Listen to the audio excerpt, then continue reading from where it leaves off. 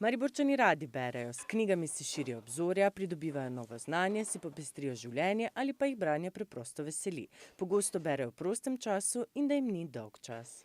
Beremo tako strokovne knjige kot leposlovne knjige. Prej včasih se je številka bolj nagibala k leposlovnim knjigam, v zadnjem času sta številki torej procenta skoraj 50-50. V lanskem letu smo si v enotah Mariborske knjižnice sposodili več kot 1,5 milijona knjig, od tega skoraj 1 milijon leposlovja. Sledila je strokovna literatura, ki jo je v roke vzelo več kot 500 tisoč ljudi. Neknjižno gradivo si je sposodilo 113 tisoč posameznikov, revije in ostale serijske publikacije pa več kot 66 tisoč. Knjižnična izposoja že od osamosvojitve dalje narašča. Po drugi strani pa se je skupna prodaja knjig na prebivalca zmanjšala s 3,2 knjige na 2,8 knjige. Milena Pivec to pripisuje spremembam tempa življenja. Samo življenje se je bistveno spremenilo, samo življenje se je zelo pohitrilo,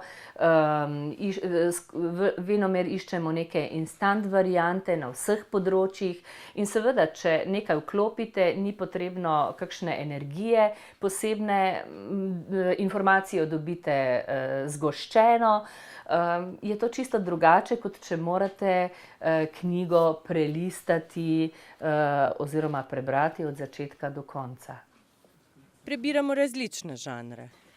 Mariborčani smo strašni patrioti, tako da zelo podpiramo radi lokalne avtorje, kar nekaj nastane v našem kraju. Če izpostavim tukaj lahko gospoda Partliča, njegove knjige so vedno pravi hit, sploh te, ki govorijo o Mariboru. Kar se tiče pa nekih hitov svetovnih, pa če odprete film, televizija, potem seveda tudi mi radi posegamo po teh žanrih. Če pogledamo izposoje, so še vedno najbolj izposojene klasične knjige. To pomeni, da tudi mladina v šolah, študentje, dijaki v srednjih šolah še ogromno berejo.